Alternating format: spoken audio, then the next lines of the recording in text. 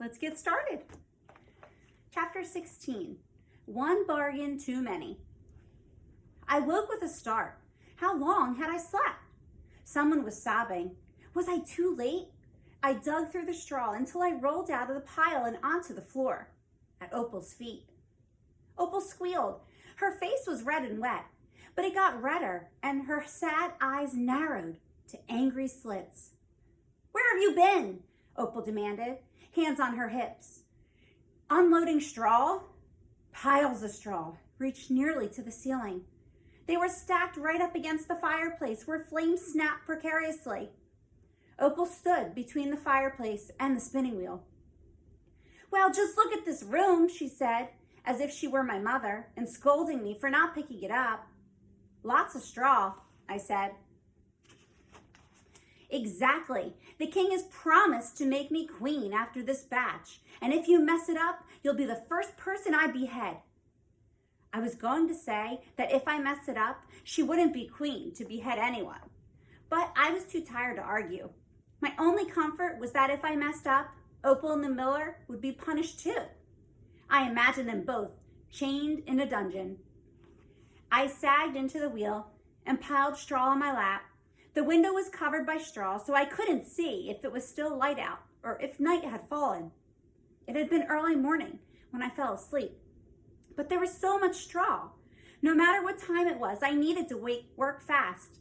I took a deep breath and twisted the straw into the wheel and pressed my foot to the treadle.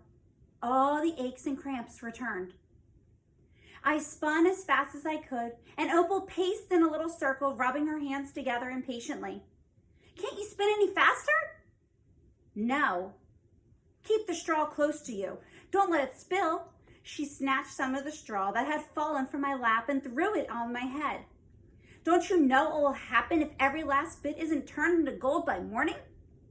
No wonder my brother said you're a numbskull." I stopped spinning. "Would you like to continue?" Opal pressed her lips together and glared.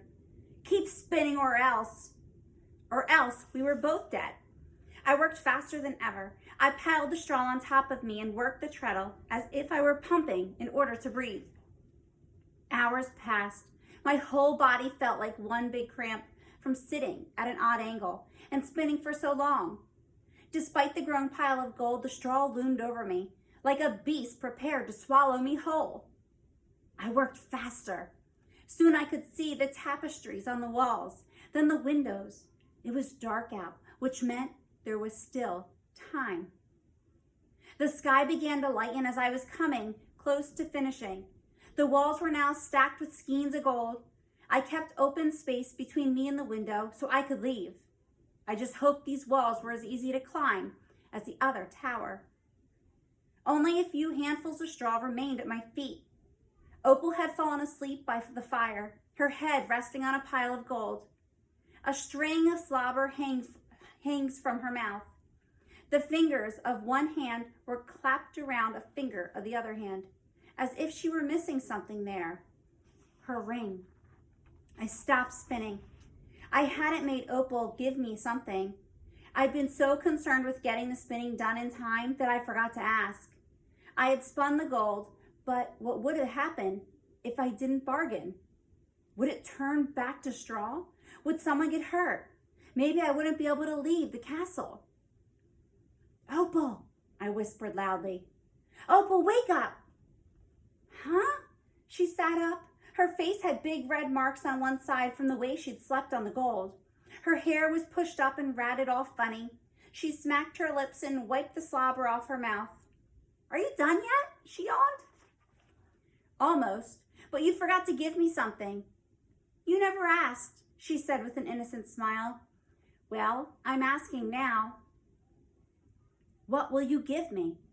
"Nothing," she said haughtily, like she already thought herself a queen. "You're almost finished spinning, and I have nothing left to give. I already gave you my two most valuable possessions." She still rubbed her ring finger. "Well," I said, spitting the last of the straw, "I can't let you have the gold unless you give me something.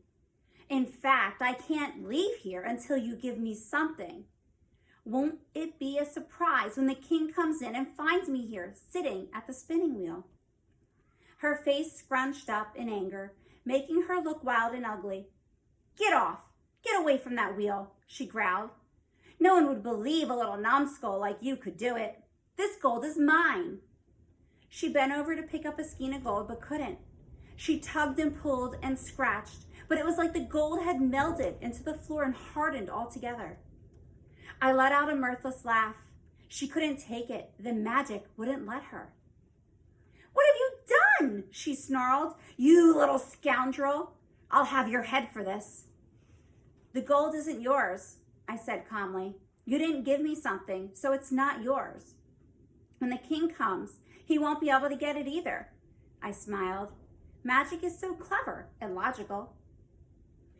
The wild look fell from Opal's face. She seemed to shrivel, and her tongue flicked out and wound around and around.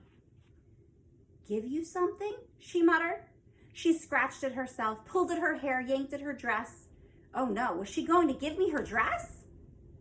"You don't have to give me a thing," I said desperately. "You could make a promise to give me something later."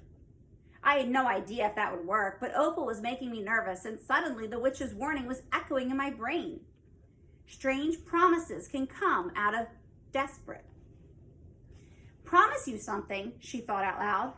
"Well, I'll be queen. I suppose I'll be able to give you most anything, but I can't give you gold. No, the king, my future husband, won't allow it. But what can I be sure I can give you? I don't know what my possessions will be." I was getting impatient. The sun was spilling over the stables now. "Just promise me something.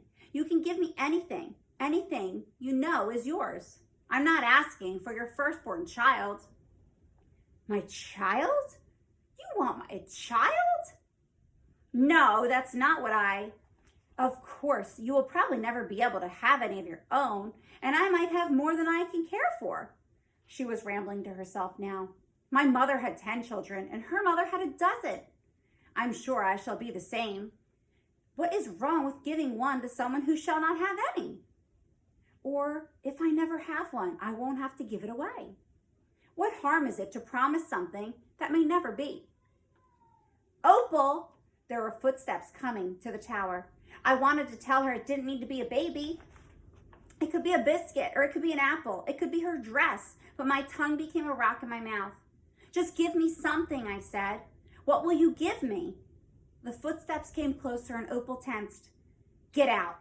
Get out! You cannot be here when he comes." She pushed me toward the window. "What will you give me? You can't take the gold until you give me something." I teetered on the windowsill. Opal looked back at the door and all the gold around her. Keys jiggled in the lock. "Opal, I'll give you my firstborn child, I promise." She snatched the skein of gold and held it to her chest. She smiled triumphantly at me and stroked the gold as if it were a furry pet. The door swung open. I fell out of the window. That moment would have been a good time to have a pile of straw beneath me. But for all the straw I had dealt with in my life, there was not even a tiny bit when I needed it the most. I hit the ground, bounced and rolled, and finally came to a rest against a thorny shrub. "Ouch!" I croaked and squeezed my eyes shut. Pain spread all over me and on me and in me, thorn pricks and bruises and cuts and... Ouch! It hurt to breathe. I think I broke my ribs, possibly my arm. I wasn't sure I could even feel my legs.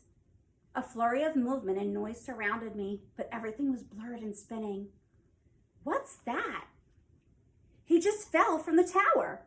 Is he dead? He's alive, I think. Someone bent over me. Are you alive? I'm alive, I said breathlessly, and I'm going to have a baby. What did he just say? Something about a baby. A baby, I said, and then I blacked out. And that is the end of chapter 16. Bye.